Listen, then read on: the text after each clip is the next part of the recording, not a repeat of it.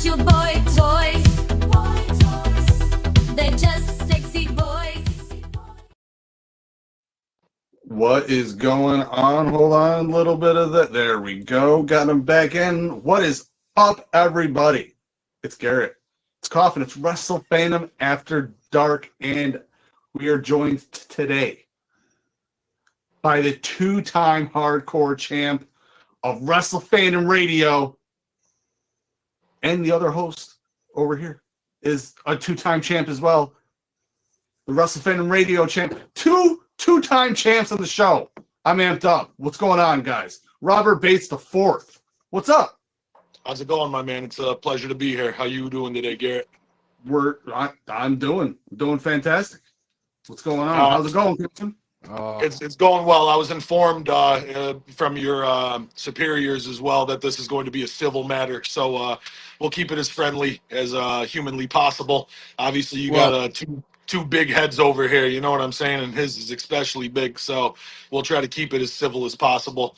But I know you guys can do it. I'm not really worried about it. I'm not really worried about it at all. Robert, as I've explained before, me and you have an on again, off again friendship, and right now we're on again, so it's all good, brother. Don't worry about it.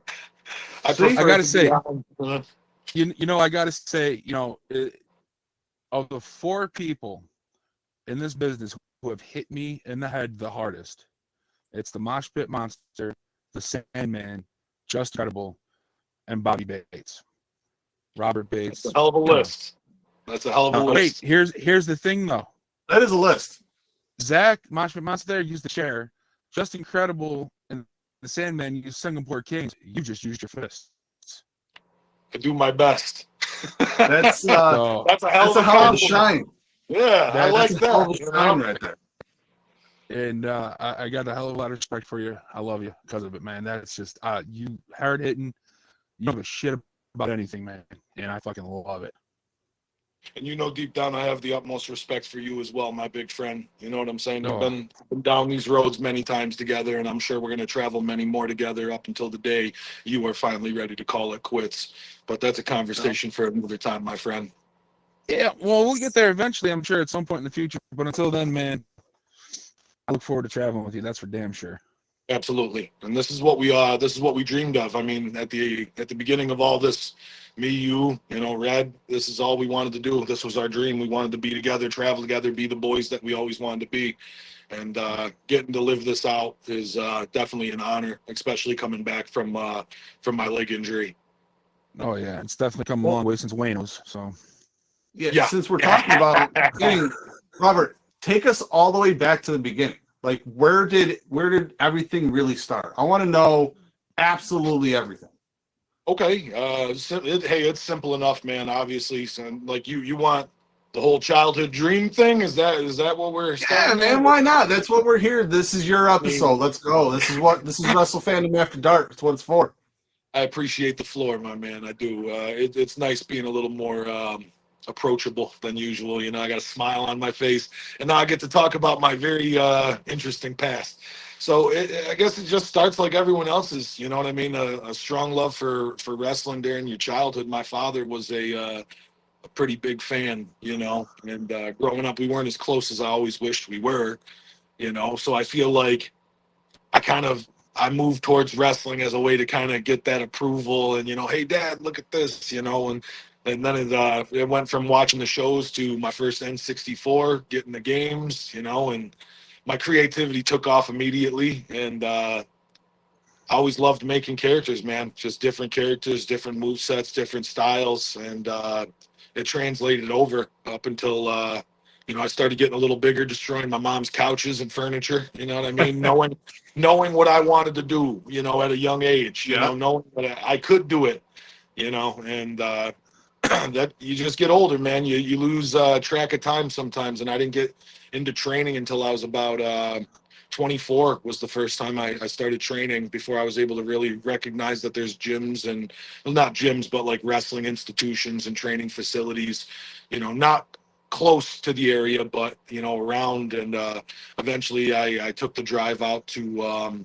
Well, the first place I ever trained was Rochester with Hellcat, and that did not last long at all. But that was just a hell of a drive to train and work full time, working night shift.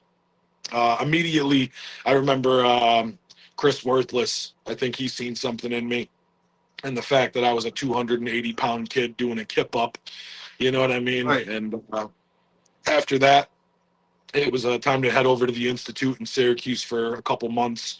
And again, just due to life and stuff, it takes its toll on you. And unfortunately, you're not able to do everything you want to do. And I got lucky. I was lucky and skilled enough and blessed enough to be athletic enough to do some of the things I was able to do for a man my side. And it was noticed during a Dynasty show, actually. I believe it was Dynasty 2016 or 17, a show. And it might have been 2000. No, it was 2018. I apologize, guys. Everything blurs together after a bit. But I went to a show for my birthday. And, with 2CW being gone for a few years, this was like one of the first independent shows I really went out, got my motivation back. And I always, like people like Sean Carr, always had a massive amount of respect. Bin Hameen always busted his chops when I was a fan. And, that's where we all start. At that point, I was just a fan still until I went and started doing ring crew. I was offered a position after meeting Mike King. And he loved my enthusiasm, my attitude, you know what I mean? And how obnoxious I was. I'm sure he would learn to regret that later in his life, running his promotion.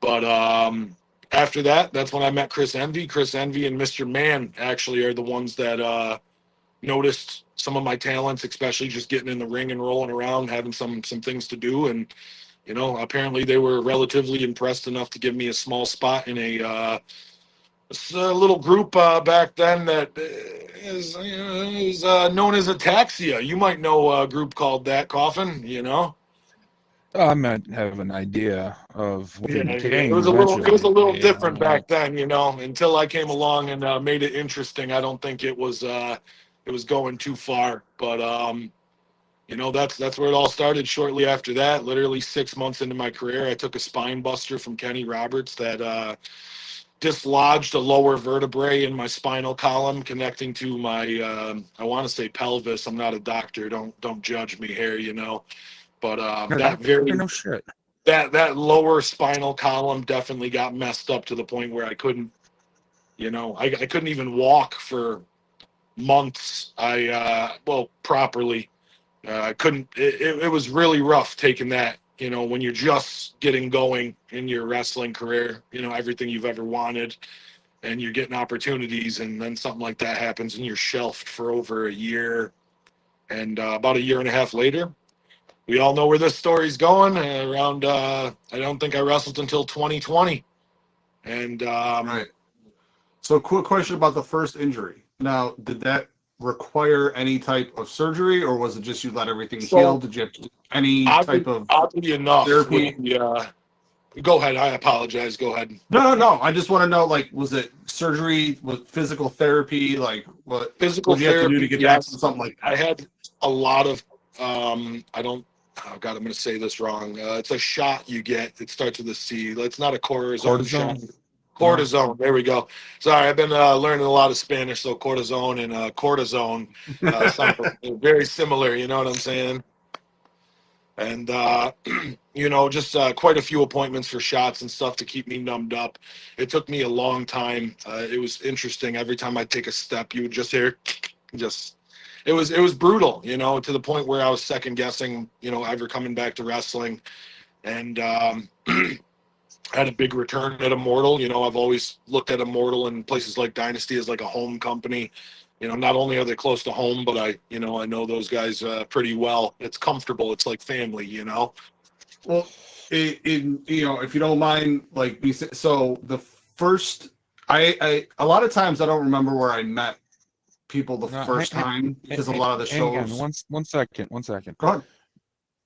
Bobby, You didn't return to Immortal, though. You made your return at NYCW, that little shit show promotion, right? Oh, yes. Yeah, very good. Yeah. I'm obviously skipping ahead here, you know what I mean, through a few things. No. Hang on now, because you weren't cleared to wrestle. You're supposed to do around the ring managerial type backstage stuff, right? And this was one of the few times the taxi turned up and weren't used properly, all that. I loved Patches, I did. Great guy. Wish he could have saw what he needed to see with us. Anyways, so they do this schmoz in the back afterwards. Big whole fucking get together, right? And I didn't watch it. I know Omar was off in the corner throwing garbage cans and shit at people, just trying to stir it up. He wasn't even in. He just want to stir it up. But after the fact, Bobby, you come up to me, and he goes, "Oh, I just took a backdrop onto a concrete floor." Bobby, what? He goes, "I think I'm going to regret that." He goes, "I think I'm going to regret it, but I just took a backdrop onto a concrete floor." And you know what? If something like that, I could at least wait. I could say at least, you know what? Fuck it, it's recorded. Cool. They missed it completely in the recording. He took that bump for nothing. They got the spear on the outside, though, that I took as well. I'll say that because it was me and Nick Lycan, I believe. And he was a big dude. We were a pretty intimidating looking force for the family of freaks then. And yeah, this is when I was supposed to be running the family and, showing what we could do. And unfortunately, that injury kind of took me out. But I still had that moxie while recovering from injury.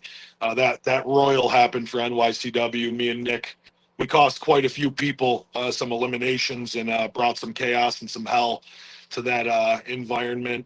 And I believe, I'm sorry, were you talking about the Rumble or the back room brawl that we had as well? Because there was a lot of violent little moments where Bobby was recovering and probably shouldn't have been getting hit like he was. I'm talking about back room brawl where you had zero clearance and you weren't supposed to own a damn thing.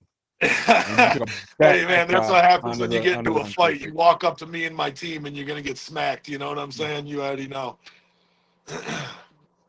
Well, I would have tried to talk you out of it unsuccessfully, I'm sure. But I'm also as per usual. I had a lot of anger problems back then, Coffin. You know, I had a lot of angst going on, a lot of what I felt like I needed to prove myself to people I definitely did not have to prove myself at all to. Yeah. No, you didn't have to prove to any of them. I know some of the ones you tried to prove to. You were already well up there. And that's, I respect to everybody in this business that puts on a pair of boots and laces them up. You know what I'm saying? But there's a mountain, and obviously I'm somewhere on that mountain. I just don't know, but I'm definitely ahead of a few in the game. You know. I'm sorry, Garrett. What was the? No, it's all right. No, because I want to go down the timeline correctly. So yeah, Garrett, you don't want to interrupt some genuine interactions between the two champs here. You know what I'm saying? Yeah, no. I'll patiently wait my turn. It's fine. No, so what are you thinking? A lot of the the shows that I used to work and go to, like Immortal, it was like show after show after show. So a lot of times I'd be so busy, wouldn't get a chance to actually meet or talk to somebody I wanted to. All these different things that would happen throughout shows. And I actually remember the first show that I met you at, which was one of the shows at, was that the gym that we went to that couple times? The one that Sandman was at, but not. Fitness Mill or whatever. Fitness Mill. It was one of the Fitness Mill shows. And I think it was the first. Was it the first one? Was this the first Immortal show or the first Fitness one? The first Immortal show at the Fitness Mill, I think it was. I'm not sure. I don't think he was that one. No, was it? I might have been hurt at that time. It might have just been the time we met. You know. Yeah. But it was definitely at the Fitness Mill, because I remember we were all. I got a good shot of something. And I was check this shot out. Match with Nova and Chris, was it? Yeah, but I had gotten a really good angle of a shot of something at some point. And I was like, "Yo, everyone, come look!" And it was like all the normal everyone that I talk to all the time, and everyone came around. And we were standing, and you came right up in here, and I was like, "What's up, dude?" And I was, and you're like, "Oh!" You saw this like what the move that I caught, and it was it was I was already like, "Nah, I like this guy. This is." I and that do was my it. best. I'm pretty compulsive, and the ADHD doesn't help either. That's the problem with a wandering mind. Is I have no filter, and I have not a single shit to give in the world usually, especially Yeah, about but making that's how I, people. it's like we're Yeah, all enjoying something. Come over and enjoy it too. That's what, that's what it's all about. So, yeah. yeah, that was cool. That was also because I had never seen, obviously, I had never seen you work. I hadn't met you. So when you were in that match, you were tossing some dudes around, it was Jackson and Nova, right? Yeah, they this was actually once again Ataxia creeps into my life like a, you know what I mean, like an old friend coming to say hello, you know. And Jackson and Nova were at a pretty big disadvantage size wise as well as manpower wise, and they reached out, and obviously we were at the fitness mill in Utica. They reached out to Utica's bastard at the time, and he was happy to oblige and helping out and getting a little bit of retribution. And a lost cause, of course, not any fault of my own, in my opinion. I got my ass swanton through a door because of the lack of confidence or competence of my teammates, in my opinion. But they paid for that after too, because they tried to blame me. I don't think Chris did, but Jeff definitely did. Chris just kind of got the aftermath of what pissed me off, you know. Yeah. Those two are tied for who I've faced the most. Yeah, yeah. Really? Yep, those two are tied for who I've faced the most because I've taken them both in singles competition and in a handicap match. I'll tell you this right now. I'll say this, and I'm proud of both of them in many ways. You know what I mean? I know Jeff is a snivy little squarmy piece of shit, but his talent is undeniable in the things he's doing. He's so good. He's so good at it, though. Yeah. Yeah. You can't help but love the little bastard. But he's so good at it. What he's doing in Dynasty is absolutely phenomenal, and he's getting the recognition I think he deserves and has earned immensely. Chris Jackson working on his physique, getting buffer, looking good, working on that character development. I think he's coming full circle into what he truly believes he can be as well. Talent-wise as well, they're both so talented and believe in what they're doing, and I think that's an immense process that you go through in this business before you really start to soar and take off, because of those two in Immortal, I was talking with King a couple times, and I pushed to get some sort of cruiserweight, light heavyweight title just because of those two. I mean, we had a lot of the smaller. That would have been fantastic, even with just them. You know what I'm saying? Yeah. And then you start adding people into the mix, especially from some of the facilities, the institutes from around upstate New York. There's a lot of skinnier people. You know what I'm saying? I don't picture. Awesome. It's hard for me to picture a Nova versus like a Sebastian Braun, but then again, look at what he did with you. You know what I'm saying? But a cruiserweight title that go far. The first time we met, he got squashed in the quickest match in Immortal history.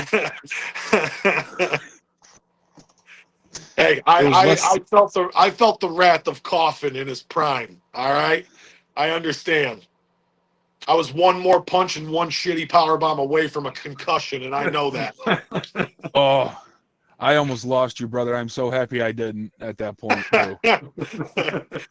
Because then after that, of course, two pop bottles or top pops or whatever. Yeah. But I felt you needed to because it's Bobby friggin' Bates. Well, now Robert Bates, he's gonna need two, and it was out of respect, not out of. I feel it's a safe bet. I think after the first one, you lifted me up, and I'm a little rebellious. I think I cuffed you, I smacked you or something, and you just no mercy just gave me the second.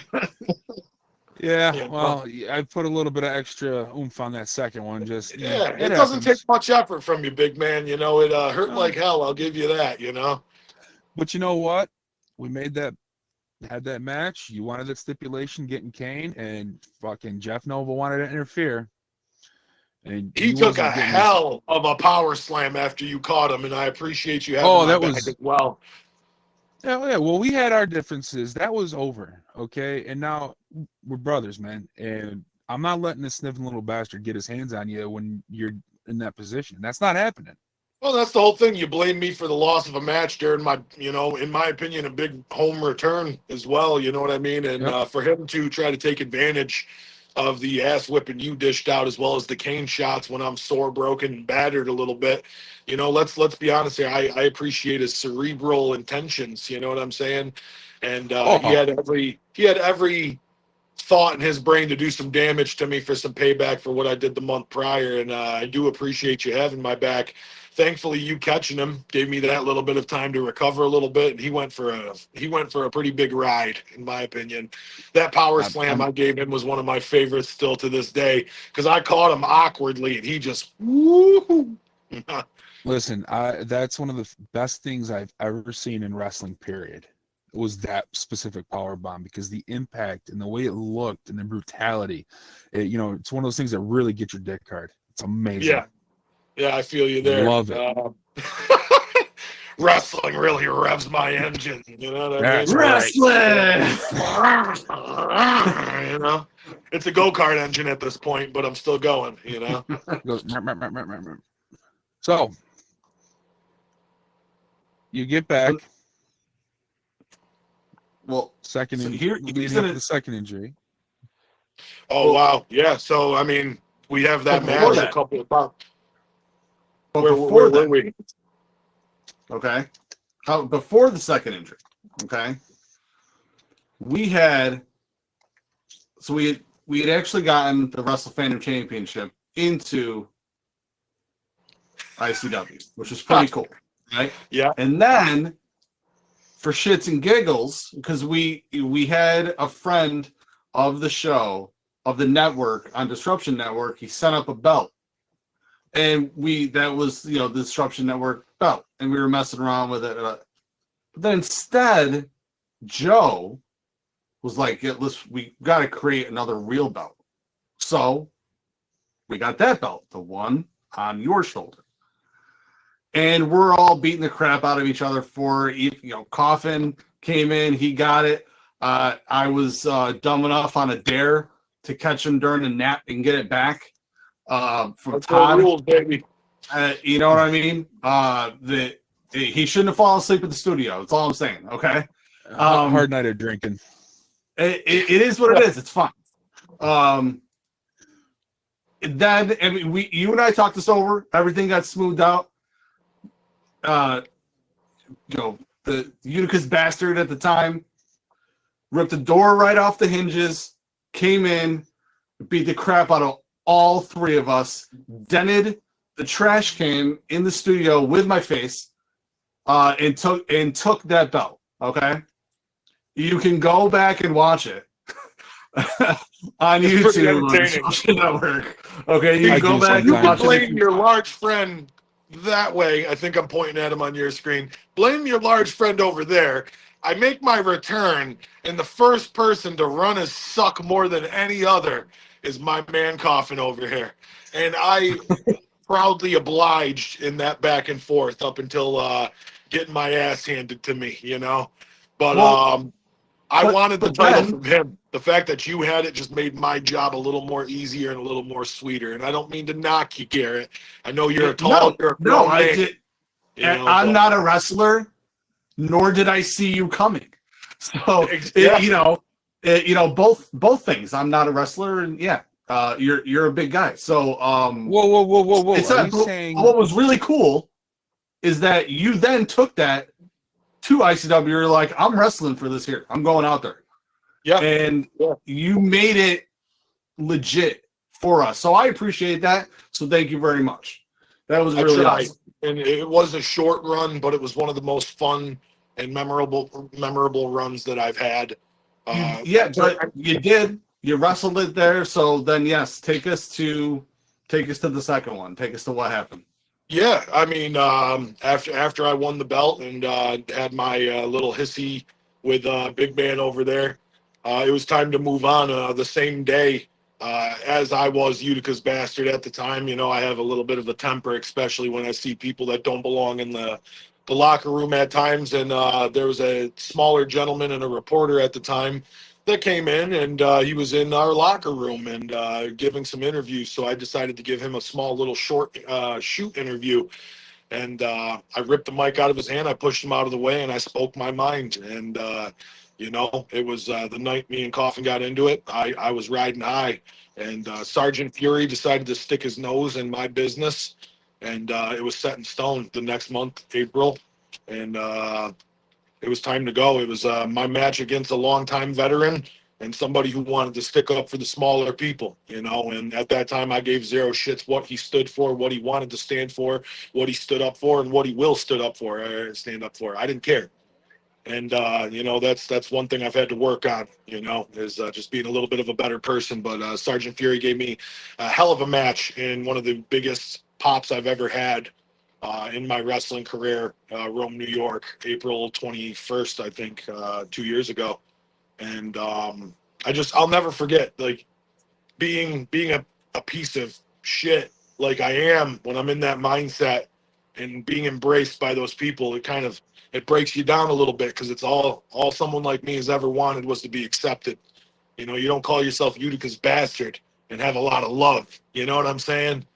And that hit the spot, man. Unfortunately, the awesome match we were having, I hit him with a top rope belly to belly, and you know, as I was crawling to make that pin, Richie the Madman came out, you know, cracked me in my spinal cord where I was injured before, cracked me again and again, and then draped him over me. And all this stems from an ataxia feud. Okay. All right. An ataxia feud. So then I was extra pissed off. And at Westmoreland, New York, the next month, I took Richie to town and got my revenge on him. Then it was set up for triple threat time in the day of the injury.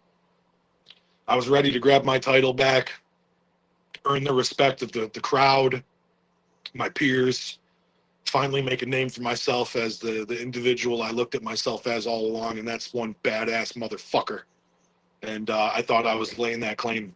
And I just took a nasty spill. I was real dominant in the beginning. I came out, you know me, I was a hardcore champion, baby. I came out with a trash can, kendo stick, a toaster, a bong, a flower and a flower pot, a stapler and a staple, you know, staples. I had some weapons with me. I was about to have some fun. It was time to go to work. And literally about 3 minutes into the match, you know, Richie jumps me during my entrance. Fury comes out right in the beginning. He dumped me. You know, I got him into the corner. You know, was roughing him up a bit. Took a step back, gave him a running. You know, trying to give him a running little assault, and he lifted my big ass up over the top turnbuckle, outside to the floor, 12 feet to the ground, where I definitely tore my meniscus 1 and 2, as well as my ACL, and I put a stop to any hopes I had of you know, making my dreams come true. At that point in time, I thought my career was over, and I will say I'm blessed to have the resiliency I do, and I'm blessed to have this goal and this dream that I do, that millions of people wish they could do. And I'll say this: nobody could ever take away my love for this business and the love for the wrestling organization that I have and will always have. And I will announce this now. I will do my absolute best to help young men and women that want to thrive in this business. After I hang my boots up, I want to help people, and I'm hoping to help train people. You know, whether it's moves, whether it's personality, persona, promos. I think I have a talent here that I'll be able to help some of the youth with, so they don't end up old and bitter like Utica's bastard, feeling like they have something to prove when they could start young and start, you know, making their mark in this business at an early age. And that's my goal. Losing the title broke my heart, you know, getting surgery on my knee, you know, recovering for what felt like forever, not even being able to go for a walk, being stuck and feeling like a shell of what I once was, is damaging not only to one's mental psyche, but one's image of their self, you know. And I'm pretty hard on myself as it is, in my opinion, in this wrestling business. You know, we're our own worst critics.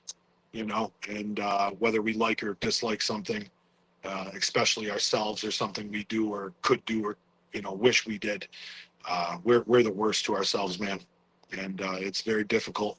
So I'm healed, obviously, you know, never going to be 100%, but That's a lot to tear.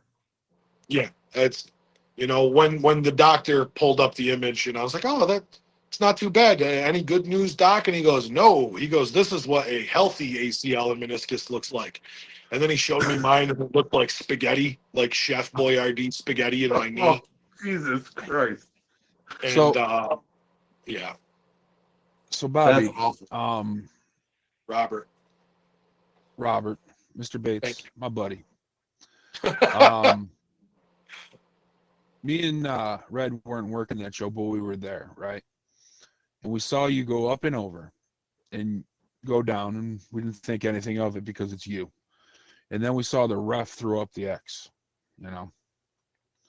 And Chris goes, Red. He goes, oh shit. I go, what? He goes, he's hurt. I'm like, that's not part of it. He goes, no, that's not part of it. It's like, oh, geez. So he went off, and I just kind of stood there. I was watching you just to see. And eventually it's like, all right, he's not getting up. So I go talk to King, and Red's back there talking to him, and he's like, all right, go get him. So we come out to get him, and they're bringing the stretcher out. And I go, yeah, he's not getting on that.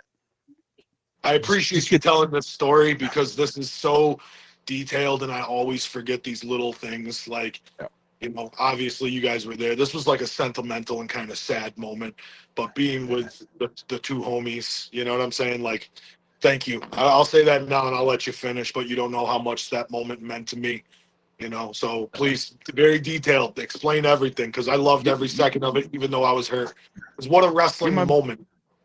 Yeah, you were my boy. I got your back. So we go out there, and we're ringside. I kind of positioned myself just in case, because the action is still going on in the ring. So I just kind of got myself in between just in case something comes through. You're not going to get hit again. So we get you up and walk you to the back.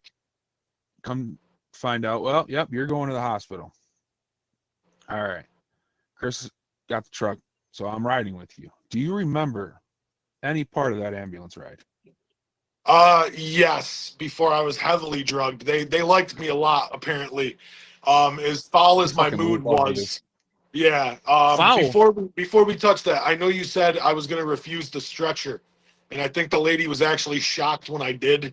And you know, you and Red draped my arms over you guys, and I walked out limping out of that arena, feeling like a warrior. You know what I'm saying? And I wouldn't have forgiven myself, as stupid as that is, to get up, you know, and try to walk. You know, my pride wasn't going to allow me. And you knowing me as well as you do, I just find it funny that you immediately told her, like, he's not going to get on that stretcher. It's Like that. That's a get out of moment here. for me. Yeah, like as stupid as that is on my end, you know what I mean? I will take pride in being one tough son of a bitch. Yeah, but you had a couple of big, strong, manly men there to help you get out on your feet. Thank God you upright guys are as big belong. as you are too, because as big as I am, you and Red are big boys. You know what I'm saying? And it's like, oof, you know, not everyone's able to hoist me. You know, I even did like the whole thumbs up thing while I'm being stretchered by my friends in the back. You know what I mean? I'm limping. I'm giving a thumbs up. It was an interesting and very sentimental moment. And I remember I bought a 12-pack for me to win my title back because I knew it was coming home with the papa. You know what I mean? And I take pride in this thing. If I didn't tear my ACL, I promise you that, Garrett, I would have won this championship back after getting screwed over, and this whole conversation would be completely different. You know, I mean, you say that, and then we fast forward to now. You know, we're all working. Yeah, we're I'm sorry. I'm jumping all over, guys. I'm jumping all over. No, we're not even. It's not you. It's Garrett. What? No. It's fine because now we have to fast forward through the injury. Like you said, it felt like forever. It felt like it. So it didn't just feel like forever for you. It felt like forever for everybody. Yeah. And we were like, many people reach out to me asking me about my leg, my injury, my return all the time. I remember texting you every few months to be like, "What's up? What's up with the leg?" Not only just the boys, like the crowd, the fans, the upstate New York people that do remember me. You know what I mean? Those people, and anybody that You takes mean the time. everybody? Yeah, the people that take the time to watch this, and if you do see this, I just want you to know from the deepest part of my heart how much I appreciate all of your support and your patience in waiting for Robert Bates IV to come to fruition and to happen. And I'll promise this, things are going to get real weird real soon.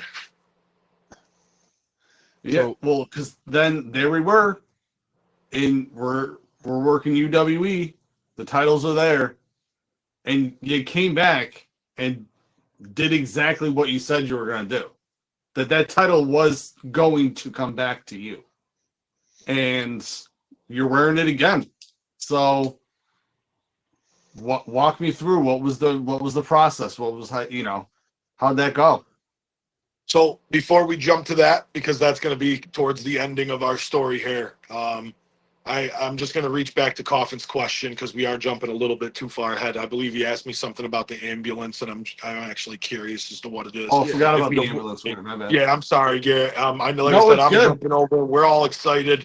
You know, Rob's back, baby. You know what I'm saying? It's go time soon. So I feel your ambition. I feel the passion and the want to see this title get defended more for Wrestle Fandom Radio, and I'm proud to hold on to this. So, Coffin, go ahead as I stroke Garrett's ego a little more. Yeah, well, at least it's over the computer. Otherwise, I'm sure I'd be trying to get you to stroke something else. Anyways, what do you remember about that ambulance ride? I remember I remember me. I thought the chick was hot. I'm not gonna lie. They both were. Yeah, they were very friendly to me, and they were drugging me. You know. Oh, they And, were. yeah, they liked me. The dude inducing the drugs to my system for the painkillers. He maxed it out towards the end. He gave me as much as he legally possibly could, and I appreciated that, and I found it hilarious. What I remember is they thought I was funny. I don't remember everything I said, but I remember as they were putting me on the stretcher to get me into the ambulance, I remember telling them, like, give me my beer. That's the one thing I remember beforehand. And I believe there was a movie on in the ambulance, which shocked me. And I think it was like Finding Nemo or something that. No, kind sir. There was no movie. It was just monitors. You, in your fentanyl-ridden strooper, because that's what they gave you, requested that they put TVs in their ambulances and played Finding Nemo on loop because that's what you want and that's what everybody else would want too.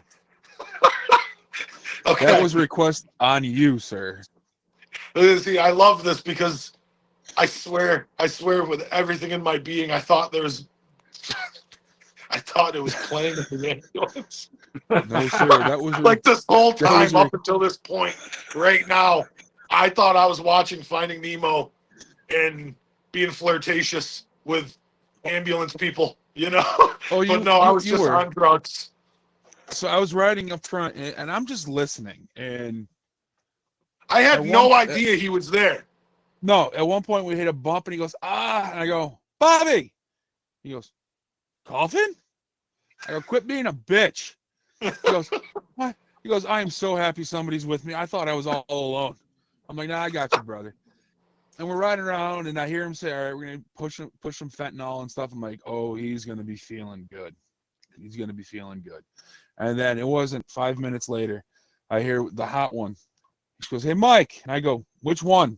She goes, the driver. Oh, yeah. He goes, yeah.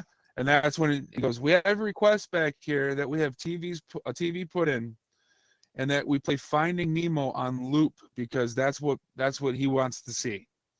And he goes, all right, I'll get right on that. Hey, anything to make me happy, you know? But just the whole ride, you're just going off and you're just happy and fucking drugged up and just goofy and good, right? And we get to the hospital. We get to the hospital and I get out of front. They're like, you got to go through the main entrance. All right. So I go through the main entrance, and I'm like, I'm here for this one. They're just bringing him in now. All right, just sit down and wait. And I wait, and I go in the back, and blah, blah, blah. We're sitting there talking. The doctor will be here soon. Okay. Doctor comes up and goes, all right, what happened? And you go, well, then you look at me dead serious, and you go, is it okay if I break kayfabe?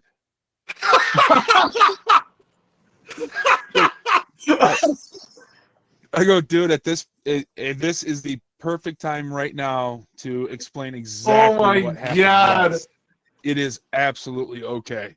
Oh my God, I'm crying. Holy shit. That's the best thing I've ever heard.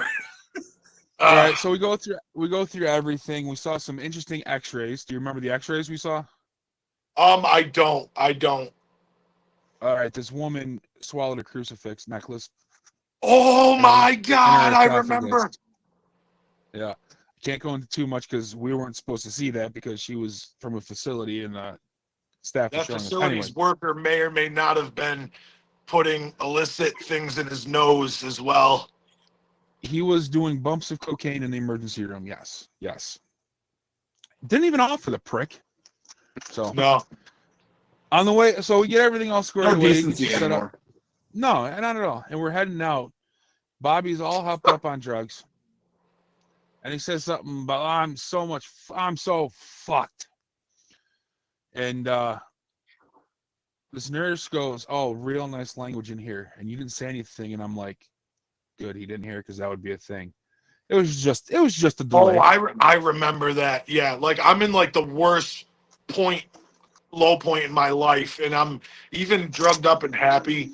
Like I would have been like, you miserable bitch.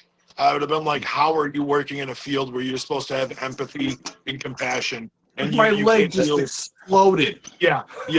No, he kept that fucking cool, and that like I was proud of you at that point because we didn't need any police showing up at that point either. Well, because I would have made a fucking scene like an idiot. You know what I'm saying? And again, it's more of like the disrespect of the matter. I can't walk, ma'am. My leg is completely blown apart pretty much from the inside, and you're gonna give me shit. You know what I mean? You said a bad word, so now you're the asshole. Yeah. Meanwhile, we got a lady right across from me that just swallowed a crucifix, and the dude next to her bumping lines. But I'm the bad guy.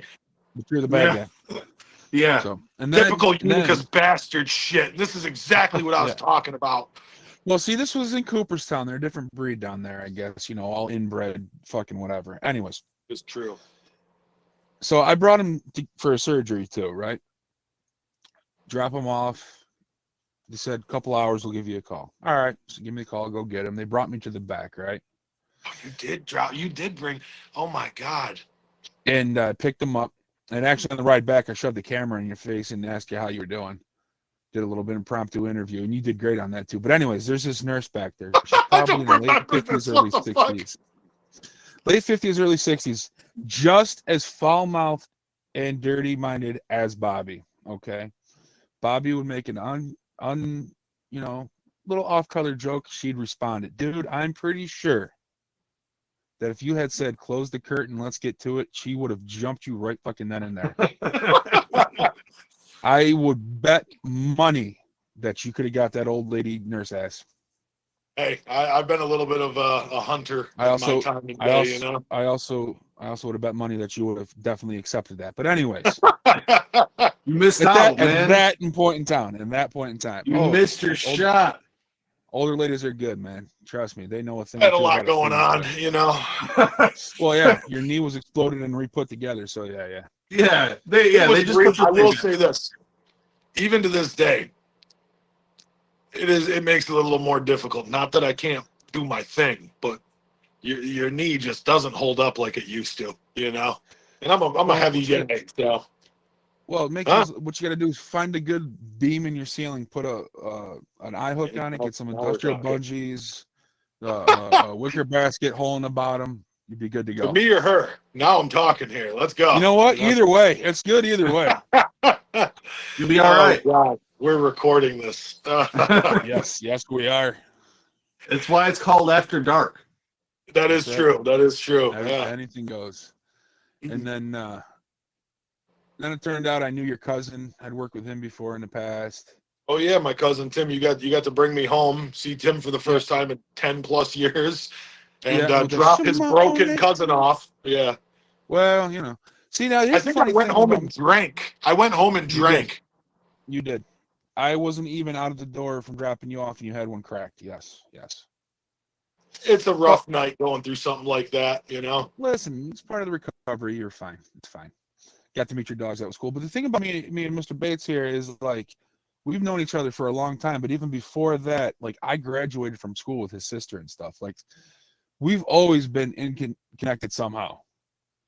And then we met, and it's just been like this ever since. And it's pretty. I'm good with it. How about you? We have a little established brotherhood between me, you, and Chris, and I'll always have my boys and stuff. But when it comes to you and Chris, we'll always have that compassion and that goal together to bring the best out of each other that we possibly can. And that's why we've done is what we have done, in my opinion. And in my opinion, me, you, and him, despite it not being as far as we wished we took it or could have taken it, I think we've accomplished everything that we've wanted to and said we were going to do in this business. You know what I mean? When I got into it, I wasn't specific about where I wanted things to happen. I just said I want to hold a belt. I want to win one match. I want a main event. And I want to have a moment that people don't forget. Well, I got a belt. I've main evented a couple times. I've won several matches, and I got put through a door by Chip Stetson, and I'm pretty sure resulted in the first holy shit chant in Immortal history. I mean, I can't really go much further from. I mean, that was great. I loved it, and but yeah, a long way from Wayno's ring in his freaking dilapidated garage, put together with spare beams, and car parts. I'll never forget taking bumps in that old garage, like on the wood part of the ring, like when we were taking it apart. And when I just started, Garrett, like I said, I was very confident in my ability, and especially my ability to sell and take bumps anywhere. And for a man my size, I'm quite girthy. I'm a larger guy, and I'd be taking bumps on the beams of like the wood and shit. It just stupid shit you don't do, and just to show that I could do it and not give a shit. My back. By the time me and I'm my friends 50, used to backyard wrestle. We did shit you don't do. It was stupid. See, now that's the thing though with when we're setting up the ring now, when we got just the metal cross beams on, no padding, no wood. That's the joke now. It's Bobby, bump on that. Yeah, you would have. It's a different time, and that's the thing. I know, Garrett, you were jumping ahead to UWE, and I guess we could talk about the things that are happening currently and will be happening further. So I guess I'll hop right on that, unless you got another question. Well, no, I mean because that's where you made your return. What we were all eagerly awaiting, and we got what we wanted. So a little bit different than what you guys expected, but you guys got what you wanted. Little bit different, but we wanted to see you come back, and just take us through it, like what led right up to you coming back, and then what happened once you got there.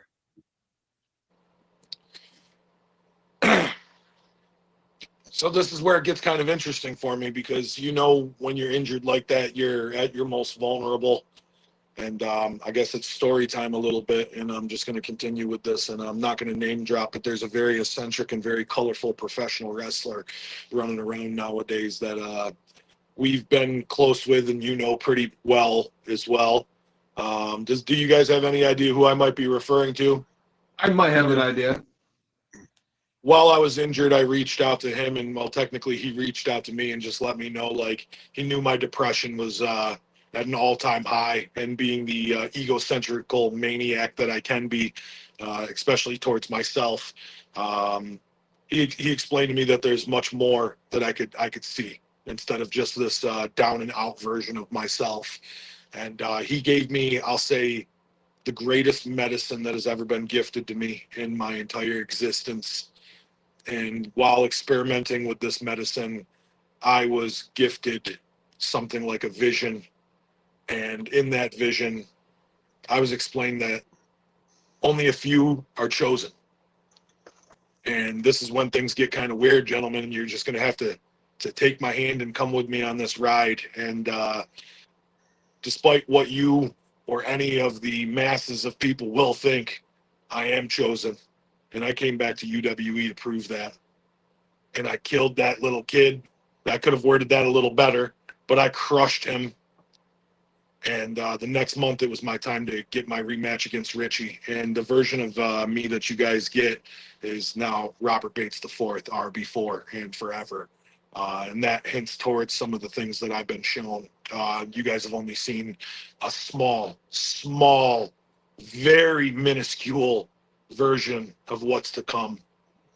And when you've been gifted the ability to know that you are more, you know, what can you do? What can you actually do other than try to show people what you've been shown, to guide them, to help the masses become the greatest versions of themselves that they possibly can become?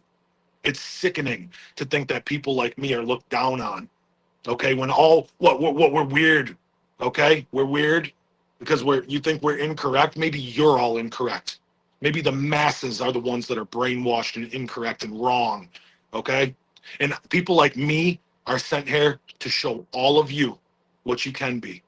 And I'm not trying to become irritable, but it's frustrating when you try to explain the unexplainable to people.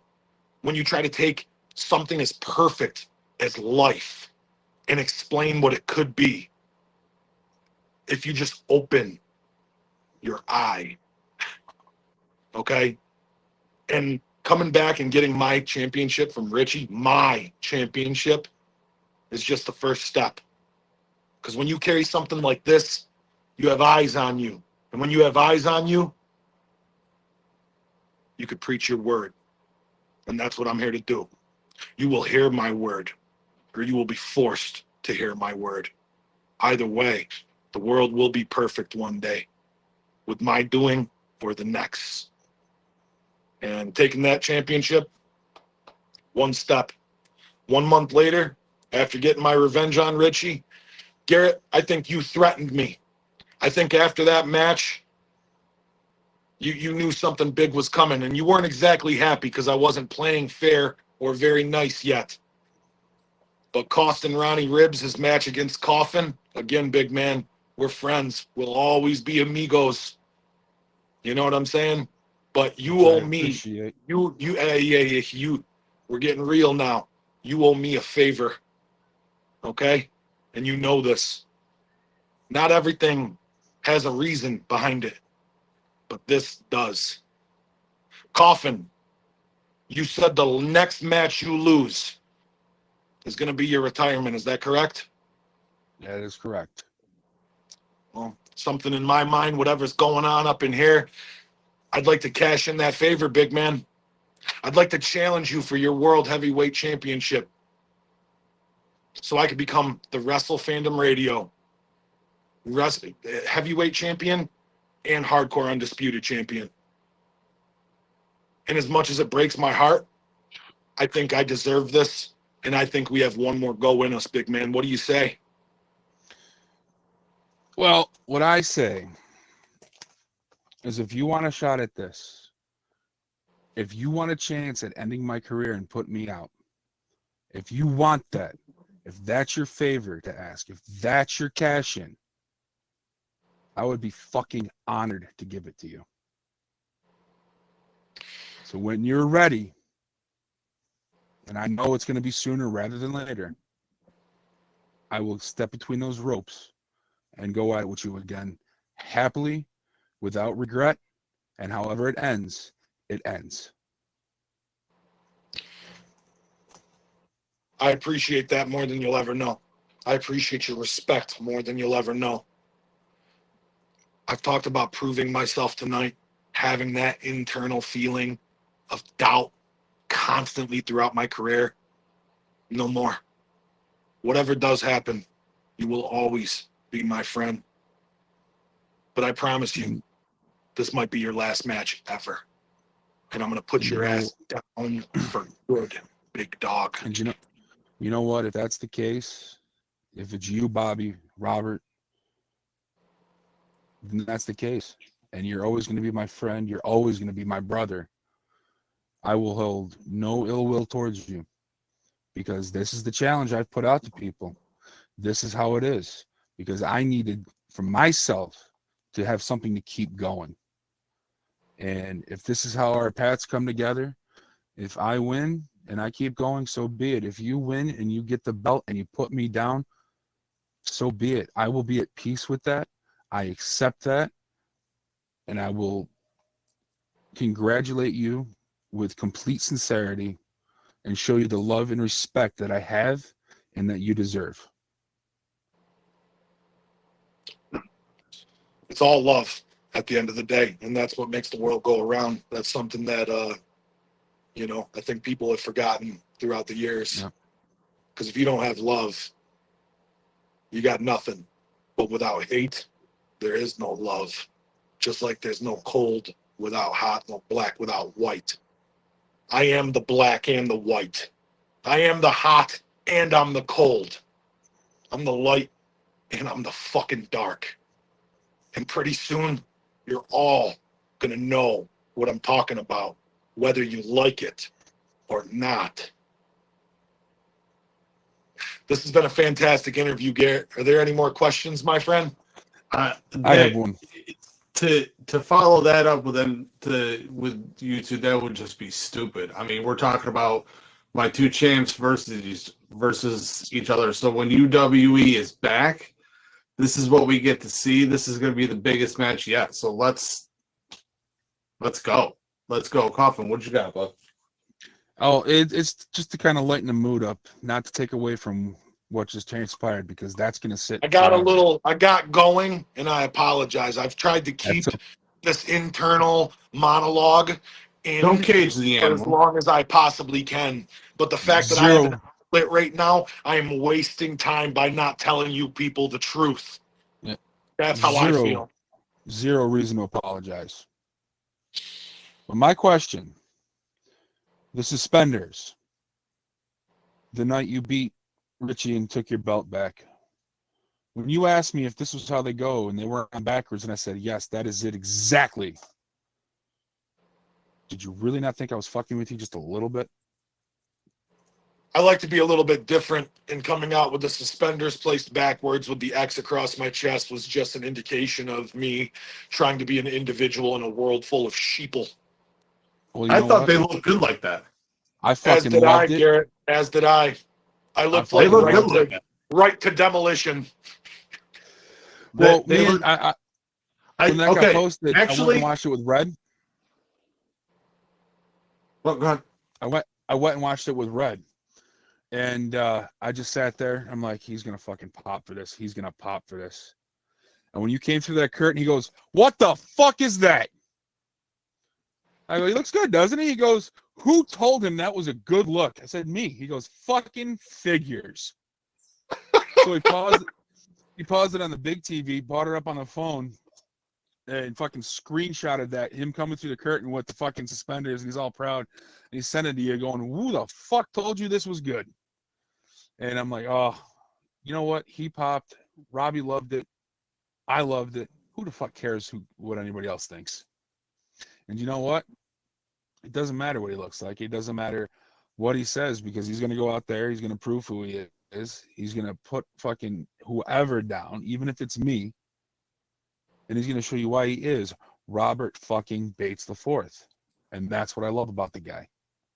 Wow. I did not expect such compliments, in all honesty. And, when it comes to me and you, Coffin, you never know what to expect when you join one of these podcasts with us in it. And we've had a few issues. Feel the same way, Yeah.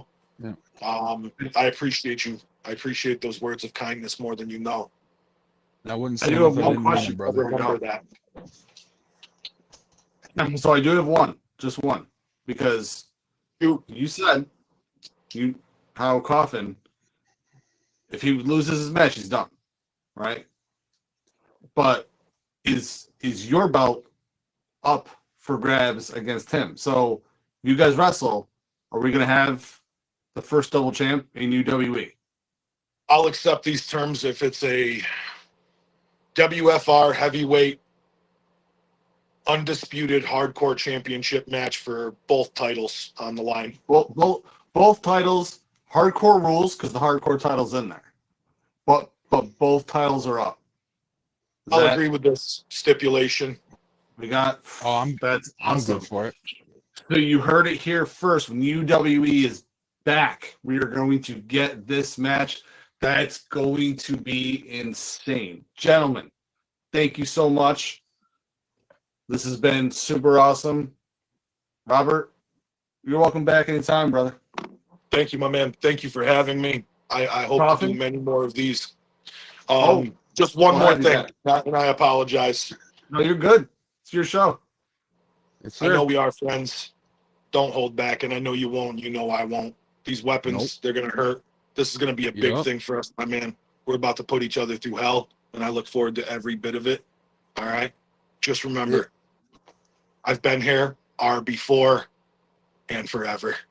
Have a good night, guys. You too, buddy. All right. See ya. Coffin, I'll see you next week, brother. Yep. And do we want to see what we have for next week lined up, or are we just going to let that sit? I like to let it sit because, you know, sometimes schedules change. People get stuck at work. I could get stuck at work. I can get mandated. You know what I mean?